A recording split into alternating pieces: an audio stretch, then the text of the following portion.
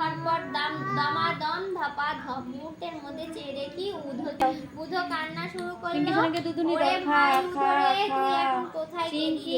তুই বুধো কাঁদতে লাগলো। ওরে হায় হায়, আমাদের বুধো কি হলো রে? তুই দুধুনি খা খা খা উঠে গাছের খোপরের মধ্যে ঢুকে পড়লো। তাই দেখে কাকটাও তার দোকানপাট বন্ধ করে কোথায় চলে গেল। আমি ভাবছি এই বেলা পথ খুঁজে বাড়ি ফেরা যাক, এমন সময় শুনি পাশেই একটা ঝোপের মধ্যে কিরকম শব্দ হচ্ছে, যেন কেউ হাসি সামলাতে পারছে না। উঁকি মেরে দেখি একটা জন্তু, মানুষ চিংকি নাক মুছে দাও তো, আবার সর্দি বেরিয়েছি, নাকে প্যাঁটা নাক মুছে দাও, বোঝা যায় না। তোমার নাক না, চিংকির নাক মুছে দাও, এখানে নাও, চিংকির নাক মুছে দাও। এই গেল নারী গলাটা মুছে দাও, গলা লালা পুড়ে, চিংকির লালা পুড়ে গলা সব ভিজে গেছে।